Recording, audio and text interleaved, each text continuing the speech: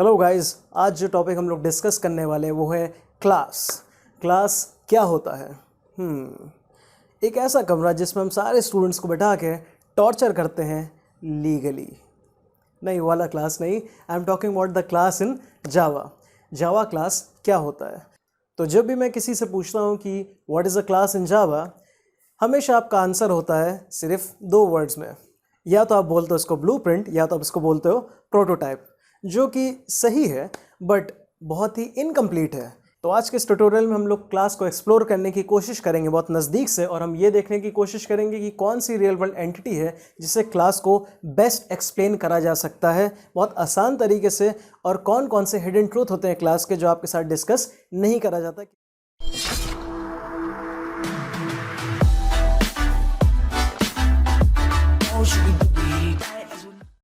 तो boring definition शुरू करने से पहले हमें देखना पड़ेगा कि जो जर्नी है क्लास की वो कहाँ से शुरू होती है और कहाँ पे ख़त्म होती है। उसी के हिसाब से हम लोग डिसाइड करेंगे कि क्लास की डेफिनेशन क्या होनी चाहिए और कब क्लास की डेफिनेशन चेंज होती है या मॉडिफाई हो सकती है।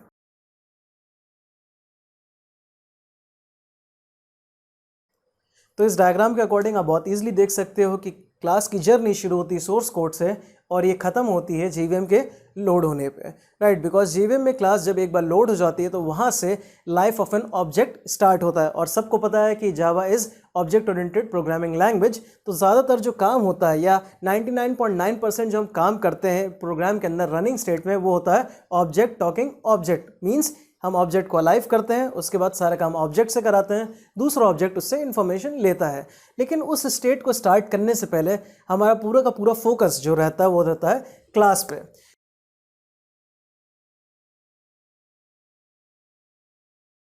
सही डेफिनेशन शुरू करने से पहले मैं आपको बताना चाहता हूं अभी तक की वर्स्ट डेफिनेशन क्लास की क्या है।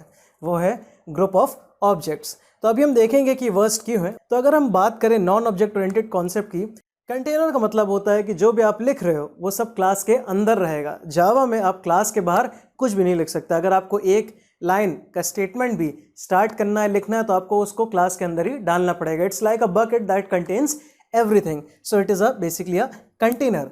कोड स्ट्रक्चर मीन्स आपका कोड कैसा रहेगा, ठीक है, उसकी अप्रोच क्या रहेगी, उसमें फंक्शंस कम रहेंगे, ज़्यादा रहेंगे तो कितने रहेंगे, किस ऑर्डर में रहेंगे, ये सारा का सारा क्लास के अंदर होता है। उसी को हम लोग कहते हैं कोड स्ट्रक्चर। थर्ड पॉइंट की बात करते हैं, वेरिएबल एंड मेथड। ये सारे की सारी चीज़ों की इन्फॉर्मेशन आपको स्टार्टिंग में ही देनी पड़ती है क्लास के अंदर। ये कोई भी इनमें से कोई भी चीज़ क्लास के बाहर एग्जिस्ट नहीं करती जावा में। तो यहाँ पे आप देख रहे हो वो दो कॉमन वर्ड्स जो आप पूरी ज़िंदगी बोलते आए हो क्लास के लिए, ब्लूप्रिंट एंड प्रोटोटाइप, जो कि एकदम सही है। हाँ, इसके स्ट्रक्चर के अकॉर्डिंग ही हमारा ऑब्जेक्ट क्रिएट होता है। थर्ड पॉइंट है रेफरेंस टाइप। अगर हम रेफरेंस टाइप को एक्सप्लेन करें तो इसका मतलब ये है कि हम कोई भी रियल वर्ल्ड एंटिटी को क्लास के थ्रू रिफ़र कर सकते हैं, उसको अप्रोच कर सकते हैं, उसको डिज़ाइन कर सकते हैं, राइट। तो रेफरेंस टाइप का मतलब यही होता है। Fourth point is byte code. इस डेफिनेशन के अकॉर्डिंग अगर आप ध्यान दो इस डायग्राम पे, तो बहुत आप इजीली देख सकते हो कि जो क्लास वर्ड या क्लास एक्सटेंशन फाइल आपको जो मिल रही है वो है कंपाइलर से प्रोसेस होने के बाद की फाइल, और उसी को हम बाइट कोड भी कहते हैं। So basically class is a file that contains all the byte code जो कि JVM को ज़रूरत पड़ेगी ऑब्जेक्ट को क्रिएट करने के लिए या सारा काम स्टार्ट करने के लिए।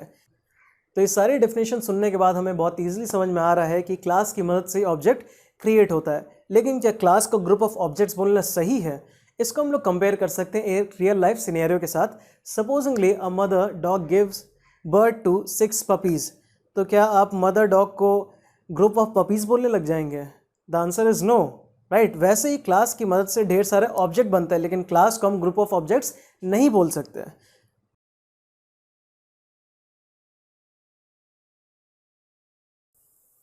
तो क्लास के स्ट्रक्चर को समझना बहुत ही आसान है अगर आपके पास हो परफेक्ट एग्जाम्पल। और मेरे हिसाब से one of the perfect example to explain the structure of a class in Java is to explain the human body in real life.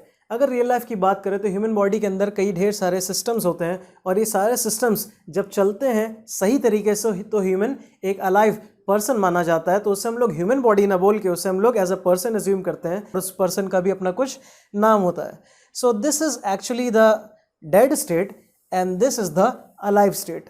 तो हम लोग बहुत ईजिली देख सकते हैं कि ह्यूमन बॉडी क्या है, एक कंटेनर है जिसके अंदर ढेर सारे सिस्टम्स प्रेजेंट है। तो अगर हम सेम एग्जाम्पल को कोशिश करें कन्वर्ट करने की जावा में, तो हमें ये सारी इन्फॉर्मेशन एक फाइल के अंदर लिखनी पड़ेगी।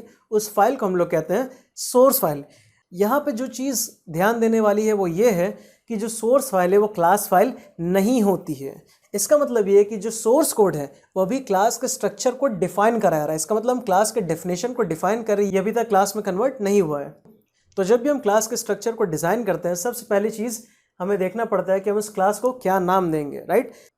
एक चीज़ जो यहाँ पे इंपॉर्टेंट है वो ये है कि जो क्लास का पहला लेटर होता है क्लास के नाम का, वो हमेशा कैपिटल होता है। और जो सेकंड अगर कोई वर्ड आ रहा है नाम में, तो हम उसको फर्स्ट वर्ड के साथ कंबाइन कर देते हैं और सेकंड वर्ड का पहला लेटर भी हम कैपिटल कर देते हैं।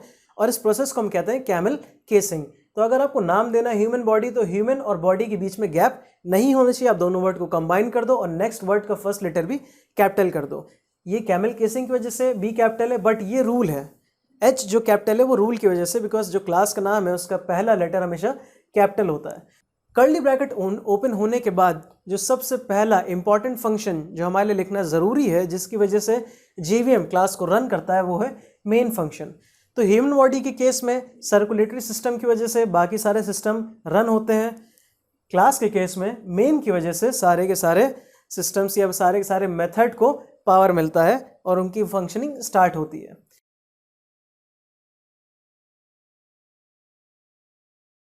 तो एक क्लास में एक मेथड भी हो सकता है, उसके अलावा कई एक मेथड भी हो सकते हैं, और आखिरी में आप क्लास को क्लोज कर दोगे।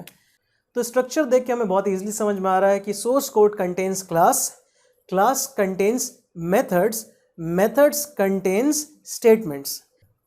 तो जो सोर्स कोड में लिखा होता है वो होता है क्लास का स्ट्रक्चर। जब हम सोर्स कोड को कुक करेंगे तो हमें क्या मिलेगा? हमें मिलेगी एक कंप्लीट क्लास।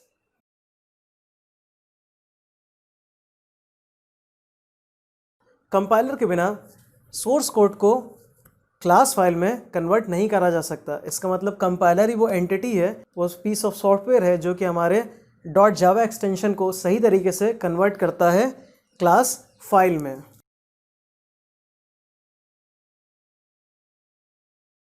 कंपाइलर को इन्वोक करना बहुत ही आसान होता है। आपको सिर्फ एक छोटा सा कमांड देना होता है जावा सी, और उसके साथ आपको मेंशन करना होता है सोर्स फाइल का नाम। हमारे केस में ये होगा जावा सी hello.java। जब कंपाइलर कंप्लीटली रन हो जाएगा तो आपको एक और फाइल देगा जिसका नाम होगा hello.class as per a example.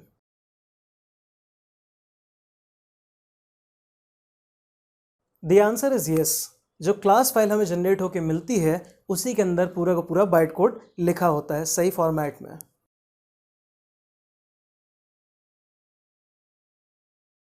Class file directly operating system पे कभी भी एग्जीक्यूट नहीं हो सकती है। तो ये कहाँ पे एग्जीक्यूट होगी? ये सिर्फ और सिर्फ एग्जीक्यूट होती है जावा वर्चुअल मशीन के अंदर। So it is JVM executable.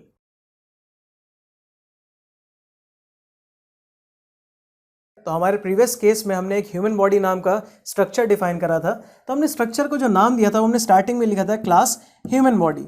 तो जब ये प्रोसेस होगा कंपाइलर के थ्रू तब आपको मिलेगा ह्यूमन बॉडी डॉट क्लास। इसका मतलब जो नाम का, जो बाइट कोड के नेम या क्लास फाइल के नेम का जो सिलेक्शन होता है वो सोर्स फाइल के नेम के हिसाब से नहीं होता है, वो क्लास के स्ट्रक्चर के नेम के हिसाब से होता है।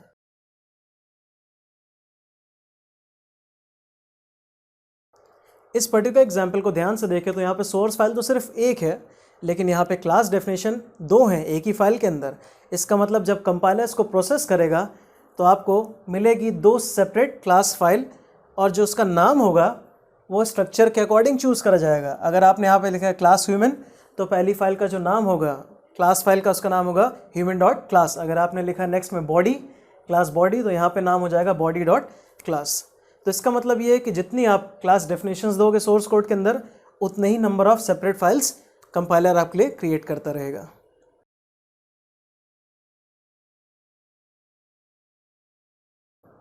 तो फाइनली हम कह सकते हैं कि जो सोर्स कोड होता है वो क्लास से बहुत ही डिफरेंट होता है, और इस टेबल में एक कंक्लूसिव कंपैरिजन दिया गया है। सोर्स कोड जावा एक्सटेंशन के साथ होता है dot class extension. Source code high level होता है, ह्यूमन रीडेबल होता है, और कोडर या ह्यूमन इसको जनरेट करता है। बाइट कोड इंटरमीडिएट होता है, जीवीएम रीडेबल होता है। ऑब्वियसली आप बाइट कोड को रीड नहीं करते, ना भी राइट करते हो, और इसको जनरेट कौन करता है? कंपाइलर। सबसे इंपॉर्टेंट पॉइंट जो यहाँ पे है वो ये है, कि अगर आप सोर्स कोड लिख रहे हो तो वहाँ पे कंपाइल टाइम मतलब सिंटैक्स एरर और लॉजिकल सिमेंटिक एरर भी हो सकता है, जैसे हम रन टाइम भी कहते हैं। लेकिन बाइट कोड में कभी भी सिंटैक्स एरर नहीं होता है। अगर सिंटैक्स एरर आपके कोड में रहेगा भी तो जब तक आप उसको रिमूव नहीं करते हो तब तक आपकी क्लास फाइल जनरेट नहीं होती है। इसका मतलब ये है कि जो आपका क्लास फाइल होता है या बाइट कोड होता है उसमें कभी भी सिंटैक्स एरर आपको देखने को नहीं मिलता है। उसमें सिर्फ एक ही एरर होता है जो होता है रन टाइम एरर। वो भी डिपेंड करता है कि आप अच्छे कोडर हो या एक खराब कोडर। तो आज के सेशन में आपने देखा कि क्लास को हम सिर्फ प्रोटोटाइप या बाइट कोड बोल के एक्सप्लेन नहीं कर सकते, उसके साथ बहुत सी ज़्यादा स्टोरीज अटैच होती है। तो फ्यूचर में अगर आपसे कोई भी पूछता है व्हाट इज़ अ क्लास, तो आपके पास एक कंप्लीट स्टोरी है उसको बताने के लिए। So that's it for today and thank you.